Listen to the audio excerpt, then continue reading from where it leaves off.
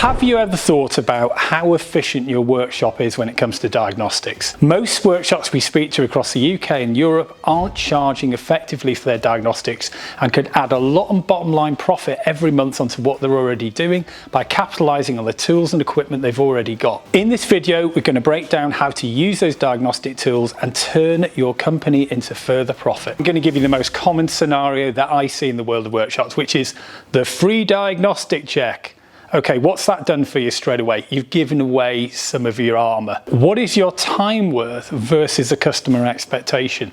The customer expectation, if they went to a main dealer, for example, is they'd never even get in the workshop to see what they were doing. They would actually value them a lot higher, but why would they do that? You could have the same tools, but you're not valuing yourself high enough. Let's look at the jobs that you should be charging for. It's everything really. It's service like resets, it's digital service uploading, it's even doing a basic scan of a vehicle before you even start the work. A DSP upload, as an example, is very important for your end customer because it will devalue their car if it's not done. For example, in a BMW, when you've got condition-based servicing, the first people look at online is what the BMW service history is generally. This should be charged for, it should be billed, and it should be managed on expectations with the customer before you start doing any work. And the same with software. If you're doing any kind of work around getting information from maybe all data, from OEM data, that's also chargeable.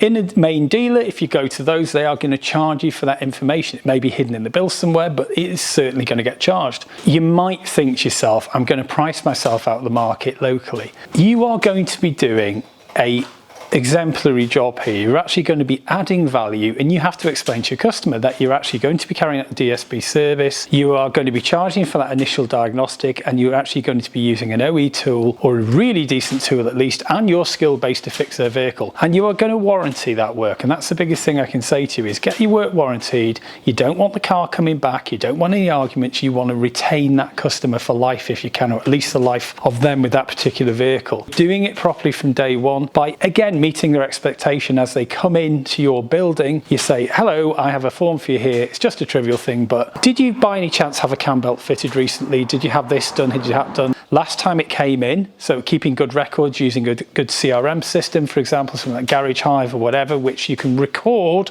exactly what the advisories were last time on its MOT. So, you know, be forewarned to be forearmed. Your customer comes in and says, what am I going to expect this time? You say, well, I know there's a light on. We're going to charge you for the diagnostic. We're going to give you a diagnostic check. And I noticed last time on your service record that your tyres on the front were 2 mil. I've got a suspicion, obviously, that you're going to have to change the tyres below 1.6. And also we recorded that your rear brake pads were getting a little bit low.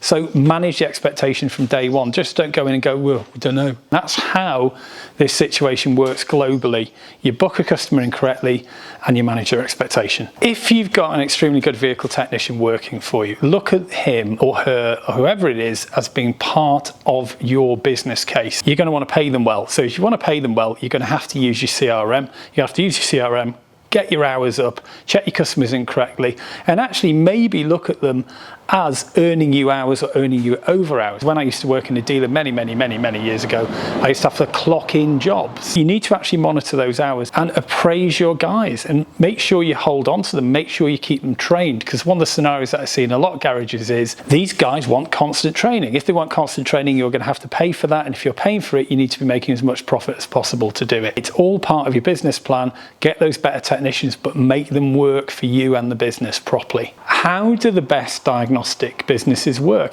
Quite simply, they usually have a dedicated diagnostic bay. They've got decent internet. Everything's well organized. I went to one the other day, which was very impressive. He has everything up on a monitor. He has everything to hand. He has his oscilloscope on a trolley. He has his battery support. He can go straight in and diagnose a vehicle within 30 seconds. He knows what he's going to pick up. He knows what he's going to do. And the big thing about that guy was he's handed a form by reception, and reception have checked out the car, checked out the customer, and he knows what he's doing to start off with. He doesn't just go, why is this car here? Why is there a light on? They've had that discussion. They marked it down on the form, and he's straight in with the job, making him massively efficient. How do we start on our journey on uplifting our workshop to a more profitable area? Let's start looking at a diagnostic price list and charging for diagnostics, so we know what our hourly charges are for diagnostics, using what tools and when. So for example, an OE tool would be more than an aftermarket tool, but we still need to charge an aftermarket tool because, you know, clearly you might be paying £1,200 a year for the updates on that tool. still. Secondly, let's get our booking in process correctly with the customers and make sure that everybody knows what we're doing, when we're doing it, and managing expectations. And on the back end of that, let's look at doing some uplift. So the uplift doesn't need to be charged on the day, but doing an inspection on the vehicle. You go through the vehicle, you will find something else wrong with it. If it's over 5 years old, generally there's something you need to look at, whether it's corrosion, whether it's tyres, whether it's brakes. You advise them on the next time so you can capture them. The main thing is getting organised to do this. This is all what leads to having a more profitable and future-proof business. We've got a lot of videos out there on YouTube talking about specialising, talking about using OEM tools. So if you want to contact us, please have a look at our website, maverickdiagnostics.com.